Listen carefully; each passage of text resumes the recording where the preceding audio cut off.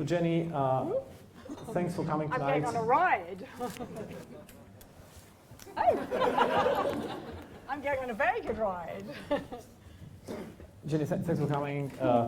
I'm sure you don't need any special introduction tonight, and some people have heard about you, they know you as well. Let's talk a little bit about your background. How did you get into business? So, as you said, I've been around for quite a long time, as many of you have gathered. I started my life as an economist, but I was always absolutely passionate about small businesses and finance, and I was really, really amazed at how challenging it has been for a small business to have finance. So I actually set up my own business, which I ran for a number of years, and part of the time I did that business in Brussels because I was really keen to understand what was going on in Europe and understand all the great monies that might be coming down through Europe to entrepreneurs. And I did that for quite a number of years, helping all kinds of businesses, large and small. And then in about the year 2000, I kind of bumped into angel investing. And I thought it was just so amazing to realize that you could put your own money into a small business and watch it grow, and realizing there was this huge pool of finance out there and a huge pool of people who could do this. So I kind of got the bug. So I started doing it myself. I then became part of London Business Angels, which I helped support for a number of years, and then spun out another company called Angel Capital Group, which some of you may have heard of. Continued to invest myself during that time. And then in 2012, I was invited to take on the trade body role, which was to look after the angel community in the whole of the UK. How lucky was that? So my passion remains. I still invest, but I'm really now keen to help many others invest too and get that money into great companies here. Okay, when you came from Brussels here and you got involved with the angel group in the UK, is it a difference how it's run here compared to Brussels? Yeah, I was really, when I was working in Brussels, working with the whole of Europe. And if you look at the whole of Europe, one of the things that really differentiates the UK, as I'm sure many of you know, is we have this amazing tax break. So it's really driven angel investing here. When I say driven, it's not the only reason people invest, but it's been an amazing help to encourage more people. So if you look at our market, if you look at the European market overall, it's about 5 billion euros. And if you look at the market here, as you know, using the tax breaks, our latest stats were 1.5 billion pounds. So we're a huge proportion still of the European market. And there's only about 8 other countries in Europe that have got any kind of semblance of tax breaks. So we do stand out. Wow, that's exciting. We do stand out. And obviously, for those companies here who are in Europe, you know, obviously we have a huge amount of money here, but obviously there are some great angels out there in Europe too. The reason why there is such a big proportion of money of all Europe in the UK and London, do you think it's because of the tax breaks, or it's because it's the first country after the US, so where the US money is coming here?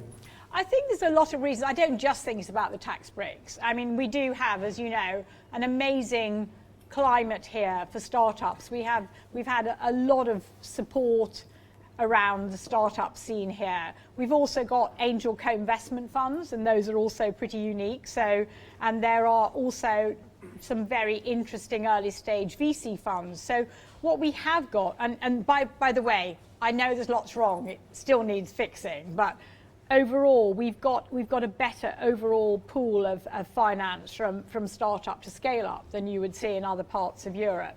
And the venture capital,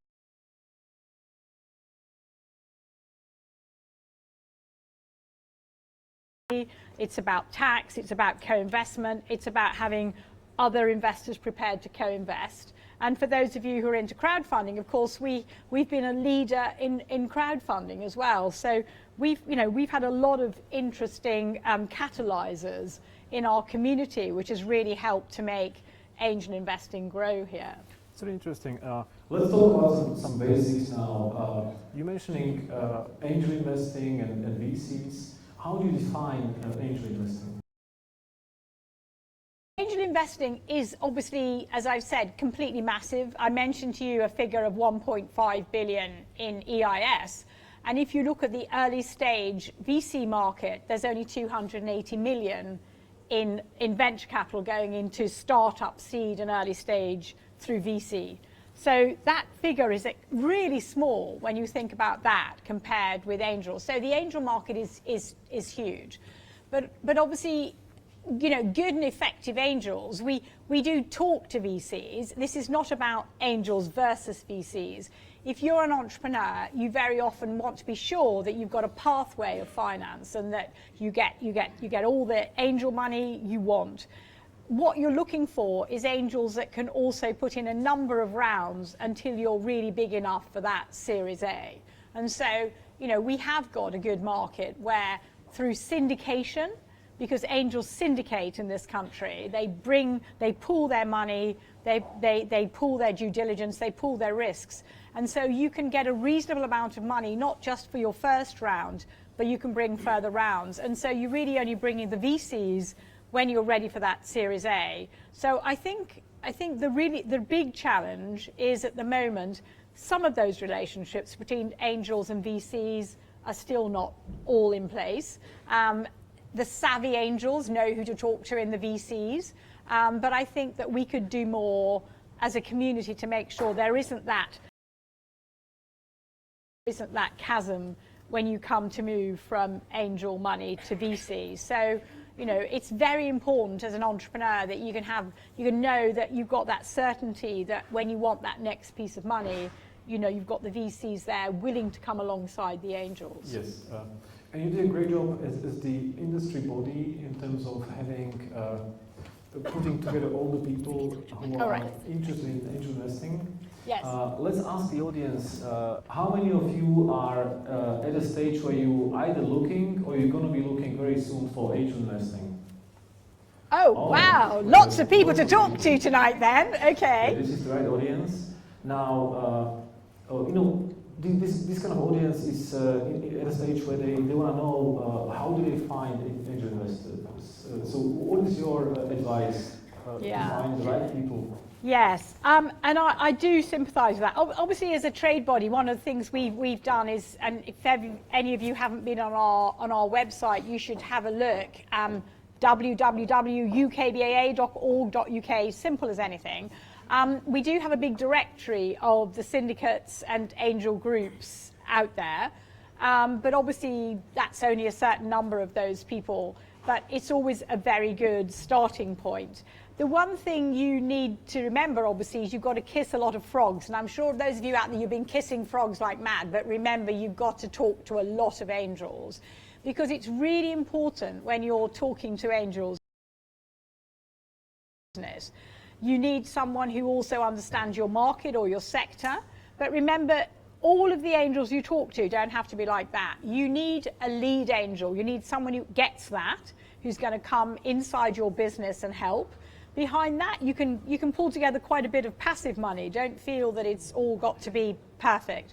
But you do need to make sure you've done the due diligence and you really understand the capacity and capability of someone who's going to come and help you inside your business, who's going to give you lots of advice and lots of help. So my overall, you know, obviously advice is, first of all, have a look in our directory. Make sure you turn up at pitching events. You will have to network. You will have to talk to a lot of angels. Do your due diligence. But I would say that, you know, if in reality, there's plenty of angel money out there, and it is about making sure you've got the right money. Some of the money you want, we can put that onto our platform and open that up to the rest of the angel community to help you close the deals. So we're doing our best to facilitate, but I know how tough it is, and you know, it is about finding the right ones for your business. Don't grab any money. Don't grab anybody's money. Make sure you get the right money. You need smart money. I agree. You say you have to kiss a lot of frogs. Is there any ratio of how many do you have to kiss to find an investment? To be honest, it's a bit random. But you know, kind of the rule of thumb is, you know, a group of angels might well see 1,000 business plans in a year and only invest in 20 businesses. So, you know, you are talking about 2% on that. We're looking hard to crack that, but you have to be aware, you know, it's a big hopper you're in, and you've got to get down into that favoured group. And it's about making sure your business really does tick all the right boxes. Right boxes, sorry, I keep forgetting with the microphone. So you also mentioning that we have to kiss a lot of guys, give us please 3 minutes. We're gonna sort out the microphones. It's really annoying, and we'll come back. Okay, 3 minutes, please. Oh, don't move. It's going to look very ugly. I'm sorry. Oh, I'm going to be taped Guys, up now. We need 2 lapel microphones. These lapels, are they charged? I'm just going to have to stick a little bit of tape just Okay, thanks. just there.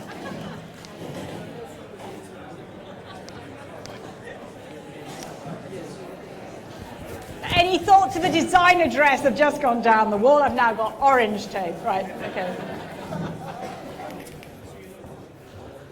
Sorry. Right, now I'm taped to the back and the front, so please don't look. That should now ticks away. Oh! Chris. Can you hear me? Chris. I'm going to shout really loud. Can you hear me? No, my microphone will not. Oh, no, they can't hear me. Come on. Can't hear her now at all. So sorry about this. They, Hence I could just hold the it. tape. Now I've been taped off. It's ugly, but Do you want to get it off? It's fine. And can I just hold that? Is it on? Oh, yeah. Am I? Okay. Right. Cool. Hang on. Can you hear me? No, they can't. Bad mics. okay.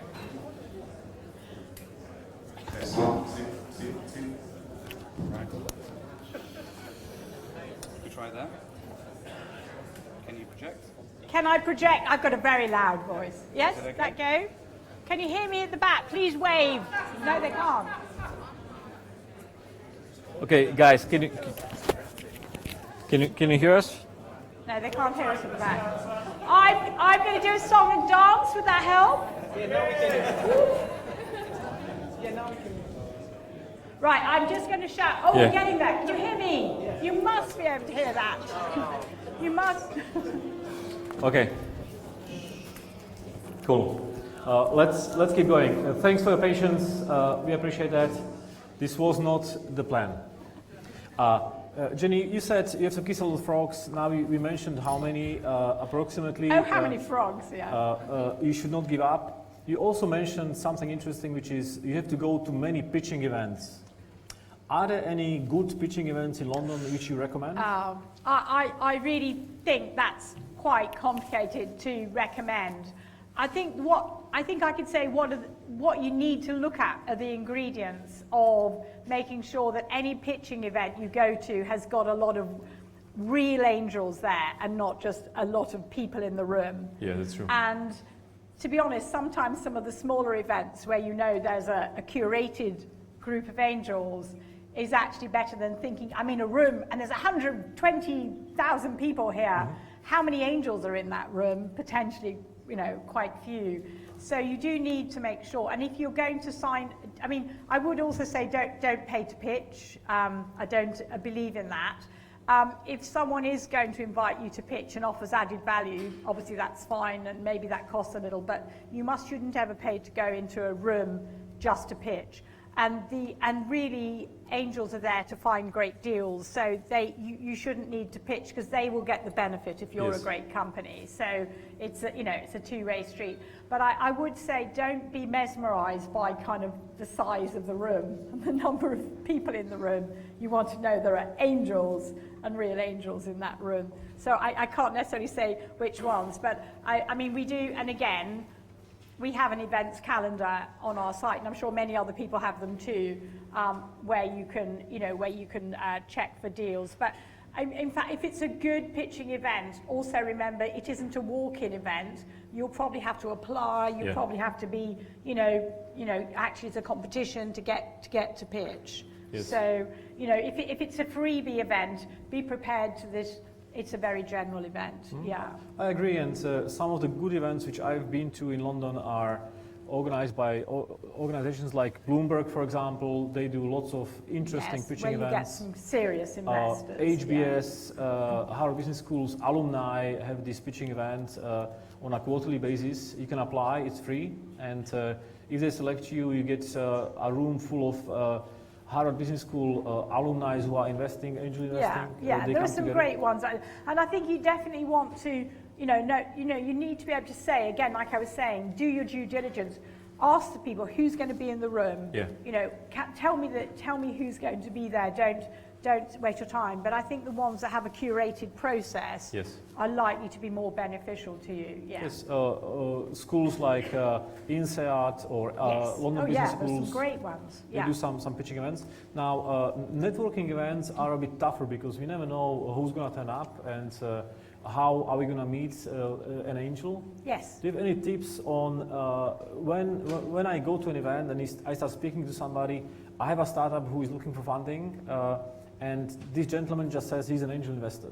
Right. Okay. How do I know? How do you know they're real? So once I know, he tells me he's an angel. How do I speak to him? Okay. So I mean, obviously, have you all got your little elevator pitch? Yes. Yes. Because you remember, you might only get 30 seconds in front of that person. So they'll say, "So tell me about your business." So can you do that? Can you do that in 30 seconds? It's really important to practice that. Seriously, you need a 30-second one, a 1-minute one, a 2-minute one. You know, because you never know how long you've got in front of somebody. So you've got to be able to quickly summarize. And remember, don't talk about the widgets and all the other things. It's about, this is my business. This is the traction I've got. This is what I'm looking for, and this is why you should invest in me. These are the things you've got to say, really get those points out very quickly. So obviously, now the next thing is obviously when you meet them, am I talking to a real angel? And this is one of your biggest challenges. So you must always, don't feel afraid to ask them what else they've invested in. Yes. That's incredibly important. If they are a real investor, they will be proud of their investments and tell you what they've done. If it's someone who's really not an active angel, that they won't be able to answer that question. So, a real angel will be able to tell you, say, can you tell me one or two of the interesting investments you've done recently? Get them to talk about it. If they can't come up with that, you're already probably not talking to an active angel. So that's very important too. Whoops, something's fallen off. This is very true, and I also I help some companies find some funding, and one of the good questions to ask is, what is the last time you invested in some companies? Because some people just wait for 6 months, a year, and you can waste time with them. Well, I'm not sure that's totally true, because you're not a machine as an angel. You're looking for the right deals. Okay. So you may have a portfolio already of 14 companies, and I'm not going to invest in another one until I find the right one coming along. That doesn't mean to say I don't have the capacity or the interest. So I'm not sure it's about, speed of. And actually someone who's said, I've made 20 investments this year, I think, well, that's a spray and pray person, that's not actually going to be necessarily the judgment person. Of investments per year? So it isn't, you cannot be judged by the number of investments you do, you may have done 25k investments, you may have done, 4 really big investments, you may have invested in something very significant. So it isn't, you cannot judge an angel by that. And some angels are full-time and therefore are making loads and loads of investments. Some are doing it much more alongside the day job. And some are very sector specific. So I only do investments in, Internet of Things. So I only look for 3 a year. I don't know whether this is falling off again. Are we all right? Shout if anyone can't hear. So it isn't, you're looking for quality. Yes, you're looking for quality investments. So what you're trying to find out when you ask what have you recently invested in is you're trying to find out, are they investing in your sector? That's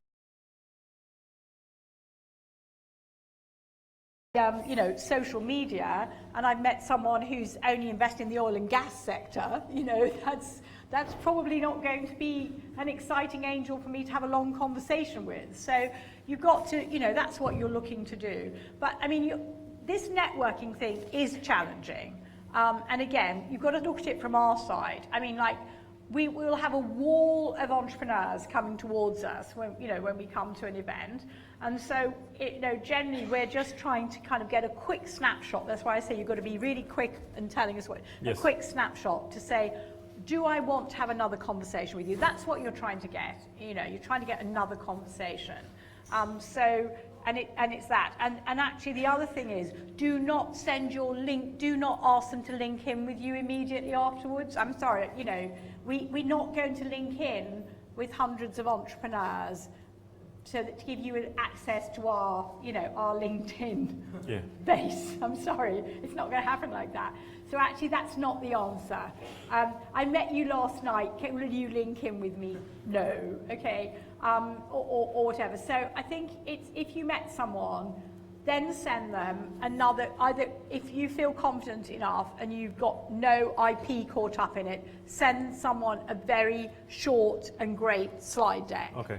And say, would you be, you know, would you, I mean, great to meet you last night. Would you like to see this? If you're interested, obviously, you know, do get in touch. Be great to tell you more. Mm-hmm. So don't do the LinkedIn thing. Don't keep spamming them every 5 minutes, but just give them some very concrete further information about your company in a very quickly assimilable way that you know, therefore, I can know whether or not this is for me. Yeah. And remember, if it's a good angel, quite often actually, if it's not for them, they will, you know, we will pass it on to someone else as well. And that's, you know, we're good angels. We don't, you know, we do care. If we think, oh, I know so-and-so is in that sector, I like to suggest instead you talk to them. So that's what you're getting to achieve. It's a tough world, but you've got to kind of think of it from our point of view. Very busy, huge wall of deals. You know, we don't like to be kind of overdone. Yeah. And what you're looking to do is make a quick first impression. So, you know, can you make that quick first impression? And can you make the second impression by sending me some really great information that I can quickly see? Yeah.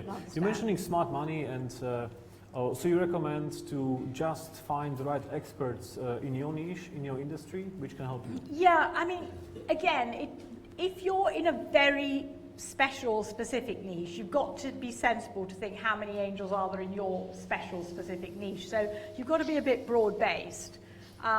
So for example, you might be in wearables and you meet someone who's in fashion or design. Yeah. That, you know, I'm in the tech sector of this, but actually someone who's in fashion might also be an influence to me. You know, you've got to think laterally. And also remember, be very careful you're not talking about sector niches, you're talking about markets. So what are the applications, my business? Therefore, what is the broader market? What are the B2B or B2C in this? So you think, well, and actually I would advise you, by the way, when you're thinking about this, you know, who are the kind of players that would be of interest to you in your market niche? They're not necessarily the most, you know, straight one in front of your face. It could well be, I'm looking for multiple applications. It's a diversified market. So who could be the players?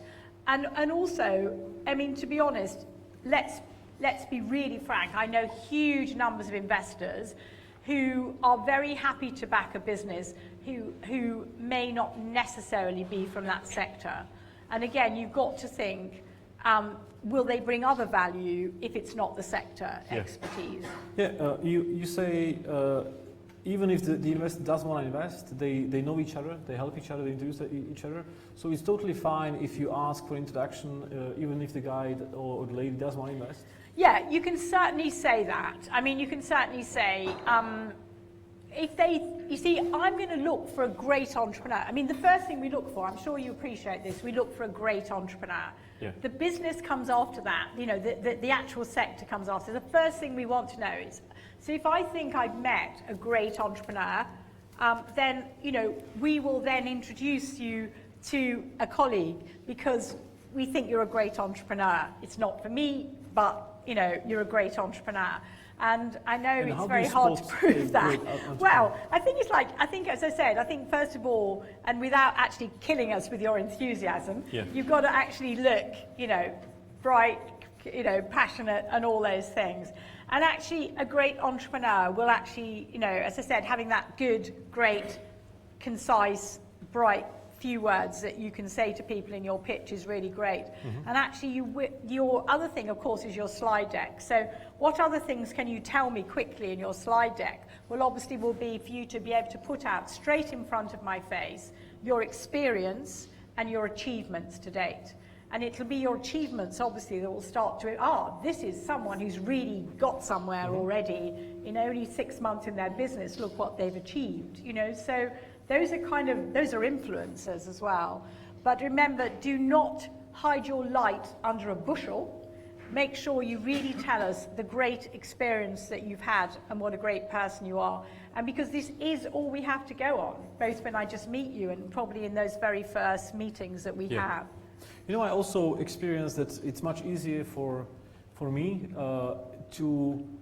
For you as a bloke or for you generally? For me as a business person to get a coffee with investor if I don't ask for investment, but I ask for a recommendation for advice. I think it's okay, but you know, underneath it all, investors are looking for opportunities.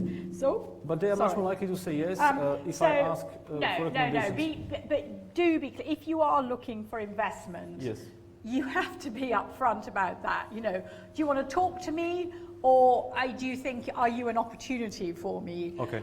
But actually, no. Do not be afraid also to say. I mean, remember, we don't put money into a business only. Angels do not just put money into a business. I mean, good angels are looking to add value. So when you approach someone, it's, yes, I am looking for investment, but what I really want is help with this, and this. And to be honest, that's what excites us, because we're looking to see how we can add value. You know, we or our colleagues, if we're in a syndicate, how we can add value. So yes, but I think actually, if you're at an event and you're pitching, and then you say, actually, I'm not actually about the money, I'm just about mentor or something. Actually, that's the wrong event. So are you in a pitching event, or are you pitching? Or do you want a mentor and you want some help? Be precise. Pitching and help is fine, but if you just want help, I might think, oh, I've been sitting here listening to the pitch. Actually, so in the end, you're not looking for money. Okay, that's interesting, but, you know, so be when I have a company and we yeah. go to a pitching event, and after the event somebody comes up to us, or we start speaking with somebody who is, turns out, an angel, we connect, I send him the deck, he likes it. What happens afterwards? Well, to a degree, it's up to you. Because you have to remember, for investors, there's always another bus coming down the road. Another company might be over there or whatever. So you have got to be follow-up. You've got to follow up without actually, I hope this is working. Can you hear me? Right. Without actually sort of nagging someone, you've got to follow up. So if you had the first meeting, they've seen the deck. If they're interested, they will have asked you a number of questions. Can you send me this? Can you tell me more about this? Yeah. Be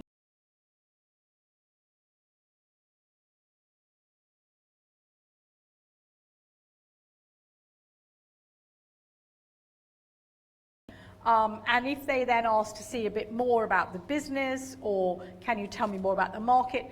I mean, one of the things, by the way, when you're going out to seek investment, I hope all of you have got all this stuff. Make sure you've got some kind of Dropbox or something up there where you've got all the details of all the research and all the background and of all the things that you've been looking at when you were putting your business together.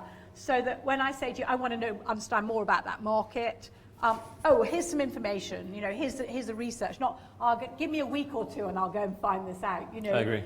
Go and get that. So get that information to them and be very efficient, like to say, oh, I've got a Dropbox with some more information you can have, you know, just look efficient and quick, and like, I'm ready for this, I'm up there. That's a very good advice. I agree, it's also a sign of a good entrepreneur who can respond fast. Yes. who doesn't wait for a week until they get a response? Because you can tell these are the small signs. Yeah, it means you're on the case. You're really looking, not casually looking. You know, and so I would say, and again, it's back to these things. If you're really looking, do your preparation before you actually make those first, knocks on the door or those, obviously networking tonight's fine, but if you want to start really creating those relationships, make sure you've got that preparation done. So you're saying that an entrepreneur should have a good, strong pitch, and as a matter of fact, several ones, half a minute. 1 minute, Remember, 2 minutes. you get. Depending on the situation. And the other day I met an entrepreneur and I said, well, you've only got 6 minutes pitch. Oh, I've only got a 12-minute pitch. Well, I'm sorry, you've got to have a 6-minute pitch. So he was done. So you've got to cut that one. And remember, and in the end, though, you've got to convey the essence of your business, whether it's 1, 2, 6, 12. The difference is a bit longer, you can say a little bit more, but in the end, you're still conveying those core aspects, which is vital, for us to get the message. So it's the pitch, then it's the deck, then it's the questions, because we need to have the questions answered. So we'll do, what we call due diligence, and you have to remember, angels are not VCs. We're not going to spend hundreds of hours on this, because first of all, we're looking at you as an individual. So the biggest DD we'll do, by the way, is on you. So first of all, what's in your Facebook, right? Anything embarrassing, take it down if you're going to look for an angel, because we'll have a look and see what you've been up to. And check your LinkedIn profile and all those things, because what are we going to do? How are we going to kind of, sorry about this, the orange tape. How are we going to know about you? We'll do that, and then we'll ask you for references. And this doesn't need to be work references, because this could be personal references, people who know you. And so you've got to think that the biggest thing we're going to go on is you. And we will do the due diligence on you. Because why do we do that?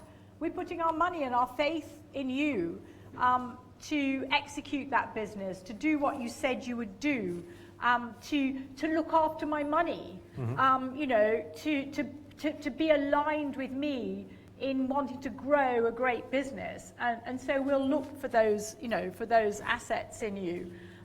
So you do need to think about that. So again, part of your preparation is about you. Yes? No? All that. And then obviously we'll look into your business. And do you know the biggest thing we hate is actually a lack of transparency. So what we want is for you to be very transparent. Okay, so you've got a loan, so you've maxed your credit card, all of these things. Tell us, don't hide it, because the worst thing that we want is for our money to be going into a black hole that we didn't know about. We'd, put it all out on the table and explain why you need the money and so on. So, I mean, your financial situation's incredibly important. And then obviously all the other aspects we talk about, do you really have those customers, you said? Do you really have those followers? You've got to think, have you got the evidence to back all that up? And as I said, it's not that we're going to be putting, the police on you, or lawyers or accountants, which, okay, VCs will do a lot more of, what I call official checking. But we are aligning us, as angels, we're aligning ourselves with you. So we are putting our trust in you.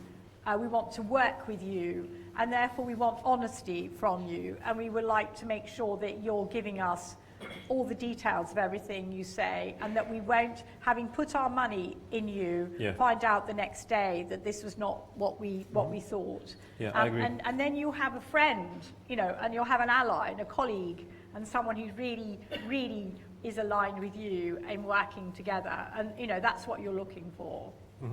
Okay, we also have some questions from the audience, and we're gonna take questions in two ways. One is on the screen behind us. If you go to slido.com, you can use the hashtag #StartupGrind, same as Twitter. You can ask your questions, you can vote for questions you like.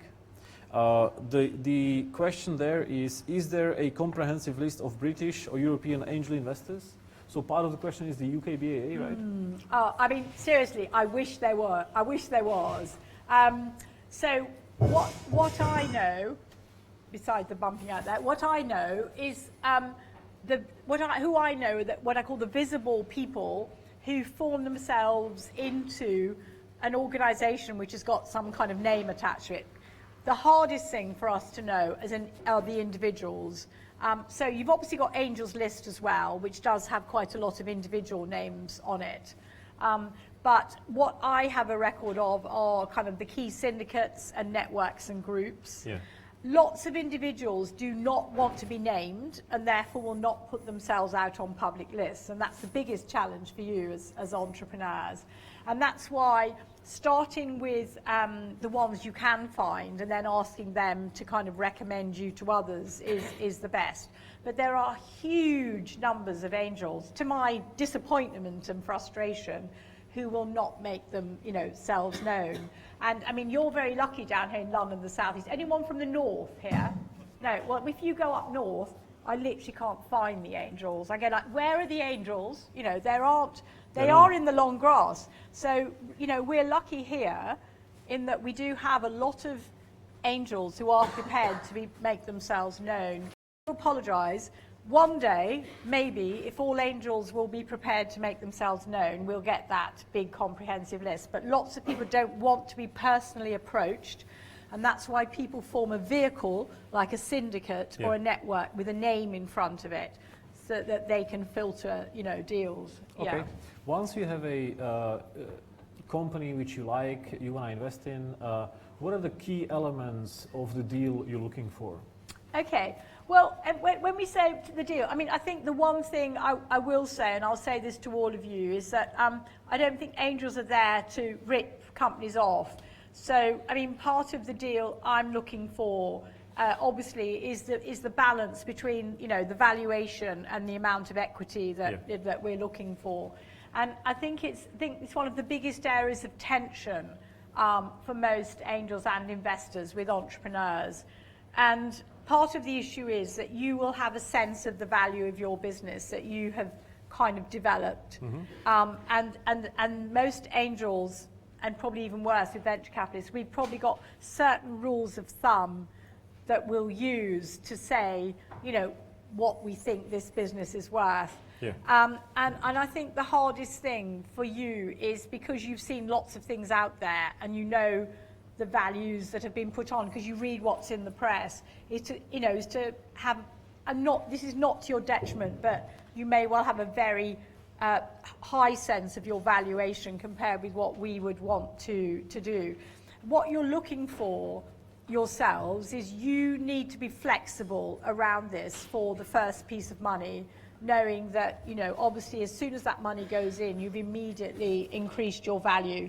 What we don't want to do as angels is overpay so that there's a down round. That's worse for you and bad for us. Bad relationships doesn't work going forward. So, we will look to negotiate with you to come up with a sensible valuation.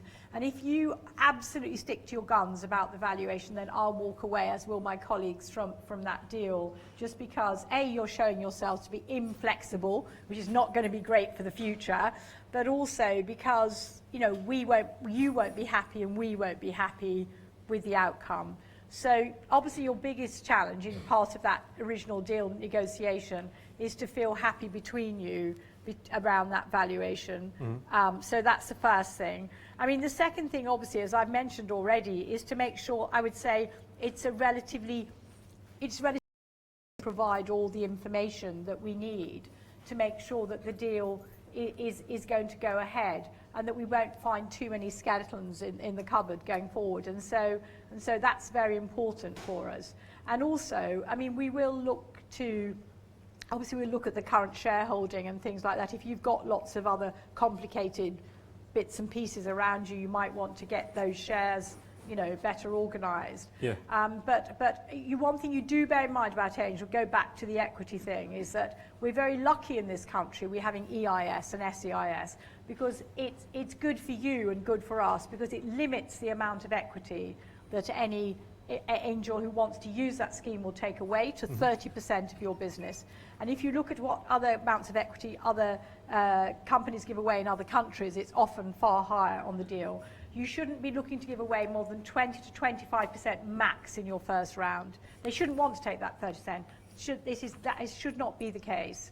And that's why the valuation, you need to get that bargaining very, very clear, because you want to make sure you've got plenty of equity ready to go forward for further deals. Yeah. So probably your biggest issue will be around that valuation equity piece, but you need to make sure you don't give away too much equity, so that may well be an adjustment in your valuation. How do you usually decide on what the equity should be?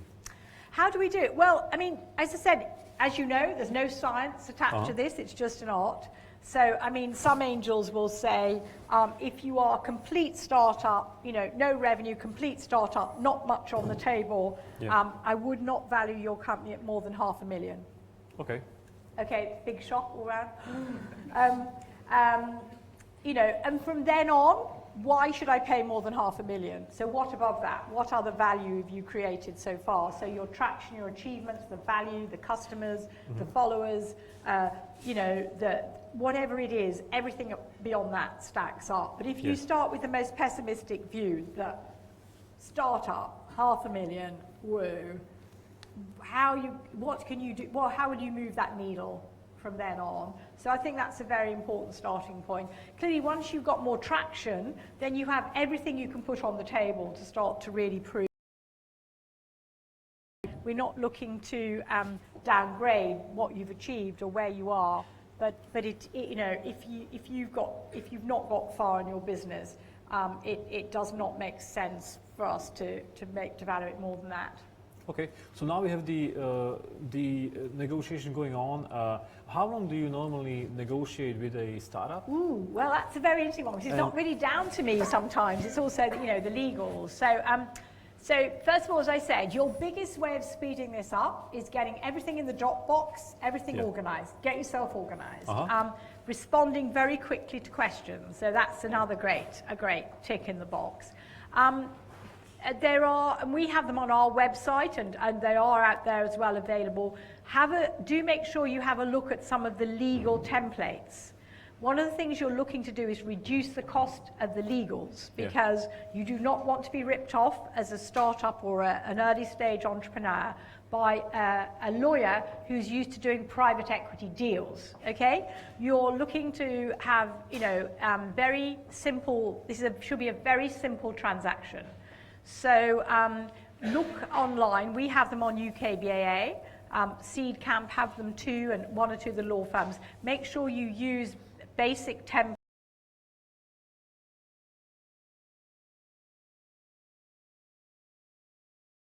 So, and then, and again, we do have at UKBA a list on our own website of lawyers who are definitely interested in this space and are offering good deals, but I'm sure others of you know.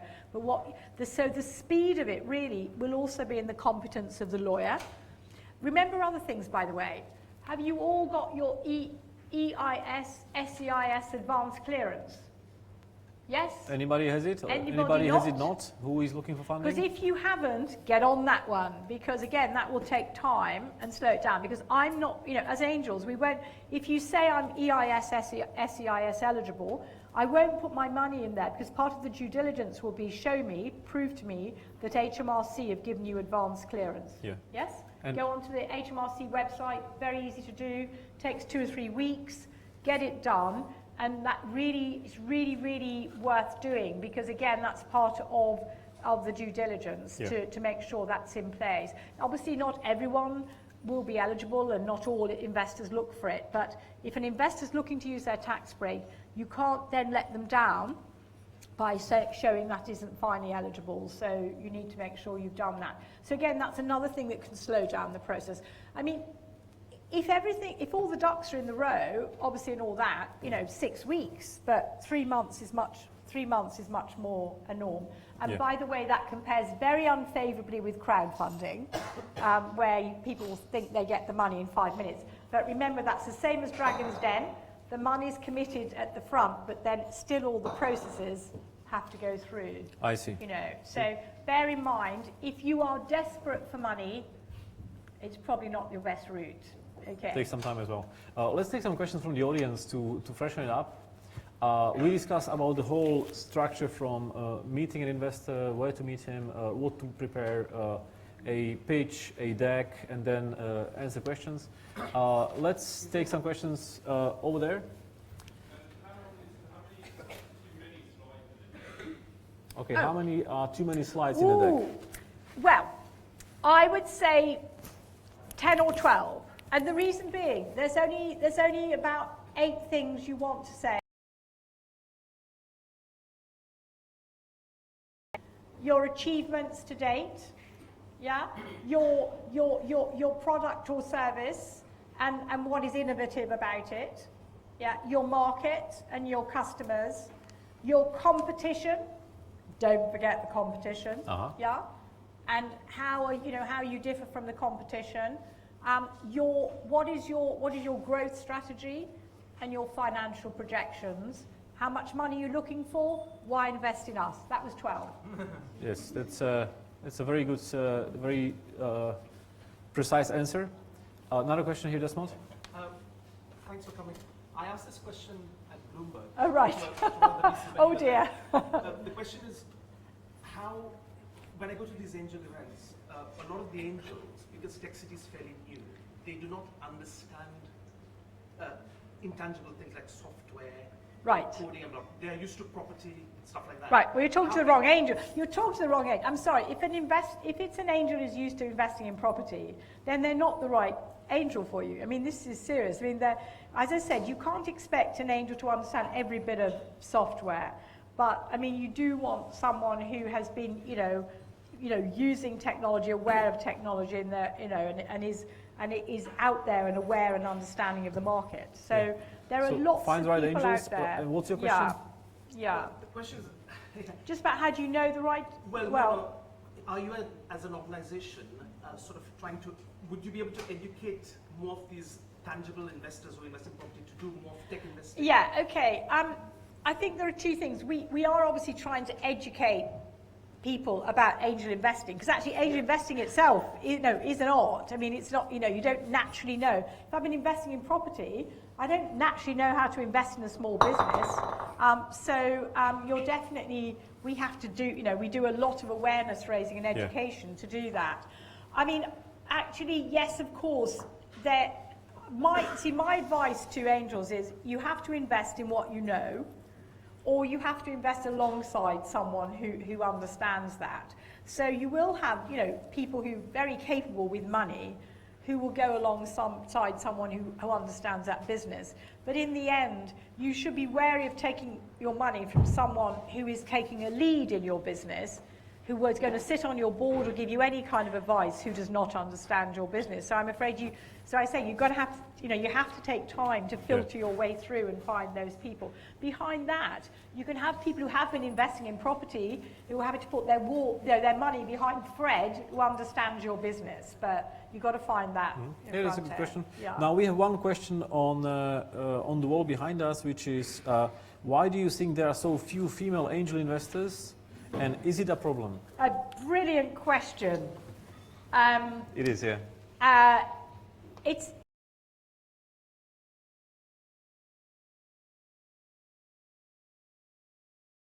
out there who are running their own businesses, who are professionally successful, who have the capability to invest.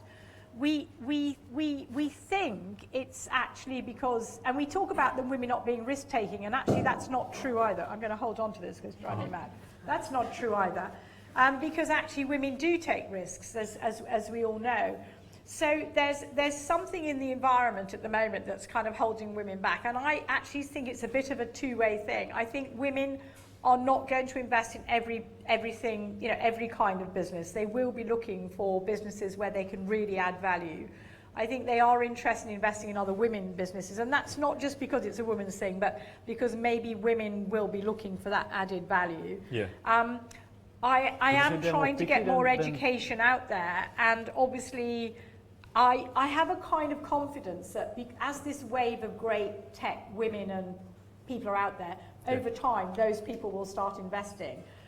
We've taken a long time to bring even successful entrepreneurs, men in this country, to start investing as opposed to retired accountants and lawyers. Mm-hmm. So I think we will be getting there.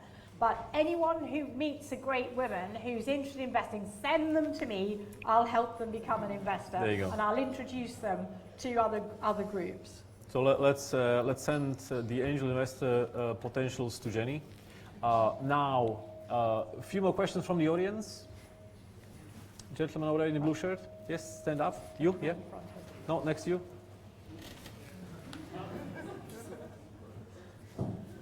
What's your viewpoint on vision versus traction? Right. From a story I heard from Europe where it seems the vision is more important than investment. Is it the opposite with regards to the UK? Traction is more important here? So the question is, what's more important, vision or traction?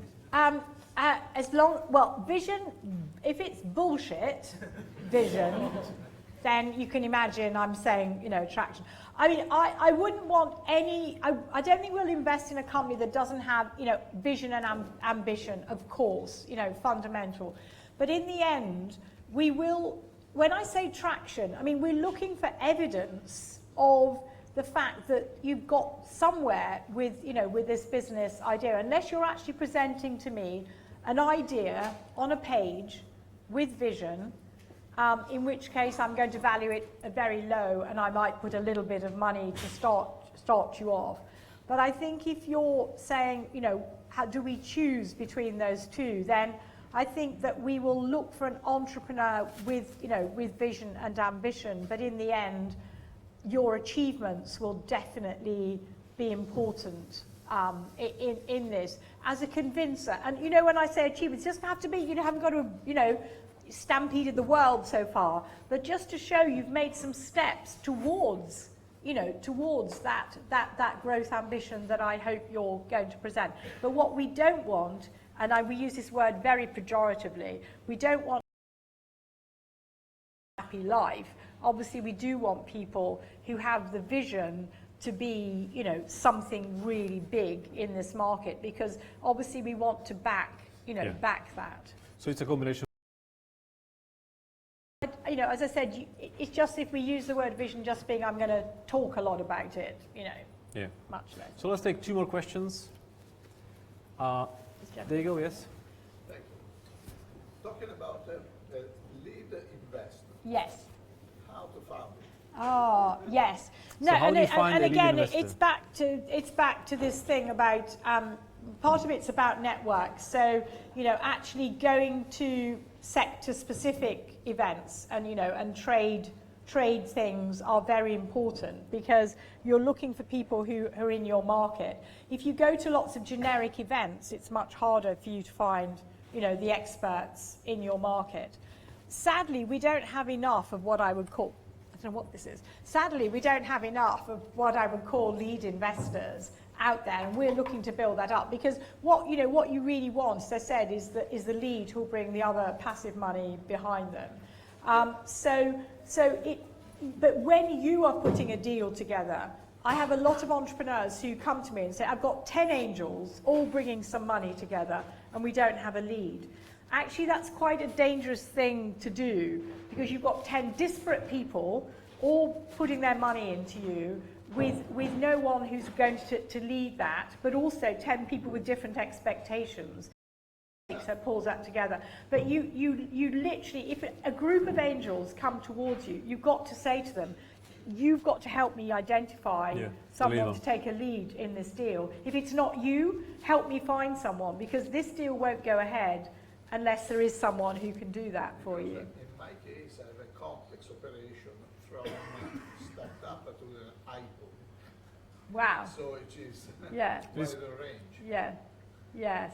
And I mean, for yeah. the lead first, Yes. and then Yes. I mean, everyone's looking, on the whole, if you get a lead angel, I mean, you're looking for someone who will help you build that business, who knows enough about the markets and the sectors. Yeah. And who will help you take that through. But you have to remember that as your business grows, it isn't always the same person who's right to be that lead in your business. You may be looking for the next level of skills. Someone's very good at helping a startup.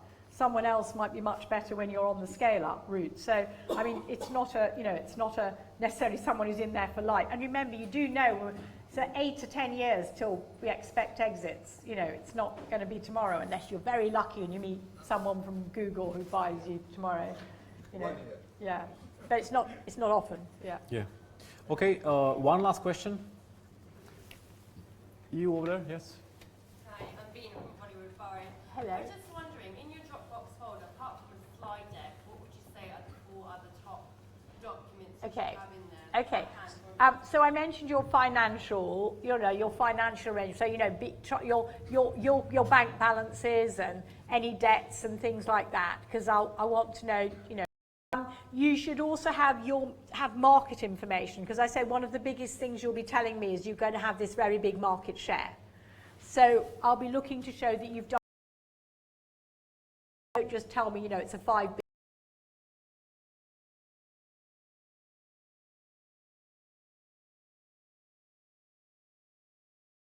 And that we think we can do. So I'll definitely look at evidence of that. If you said obviously you've already got customers or anything like that, then I'll look for evidence, some evidence of any agreements, or you've got you may well have that someone was said they would give you an agreement as a customer if you get some investment and can do the next level. So anything like that, those are very important, evidence of customers and markets and finances. And then information, about yourself, and then finally any other information that you really feel is about the product or the service. Because if you've got any IP, have you got any patents, anything protected, anything applied for? And if you've got more intangible assets, well, what are the great qualifications and what are the great, what is it you're bringing about your team? So you've got to think, I took you down those kind of 12 things on your slide deck.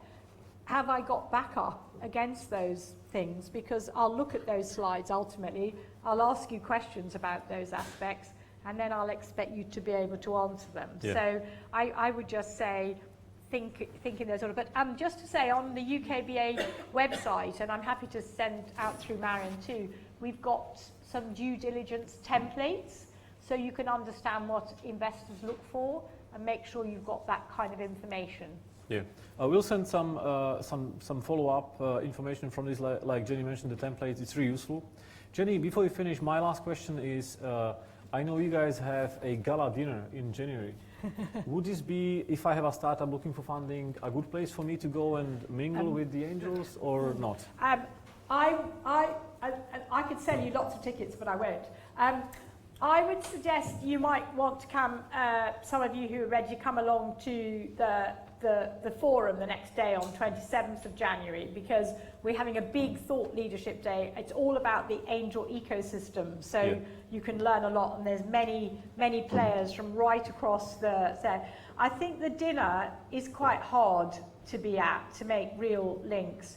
And I have to say, as an investor, if I sit down to have a nice dinner and I've got an entrepreneur sitting next to me pitching all night, I'm going, So I would probably say I wouldn't come to dinner unless I wanted to have a very nice meal and enjoy myself. Of course. But I won't probably meet so many investors or have chance to network. Possibly the forum, and through Marion we'll offer a very good deal for any entrepreneurs who'd like to attend on the 27th. And I'm very happy, as you know, Marion, to do any other events like that, and particularly if we do an event, maybe we bring some of the investors to see some great companies pitching. But my overall thing I want to say to you all is, if there's anything else we can do, have a look on our website, and you're always welcome to drop us a line and ask for any advice and support. We know it's tough out there. We want to help you find the right investment. And I wish you all great success with all you're doing.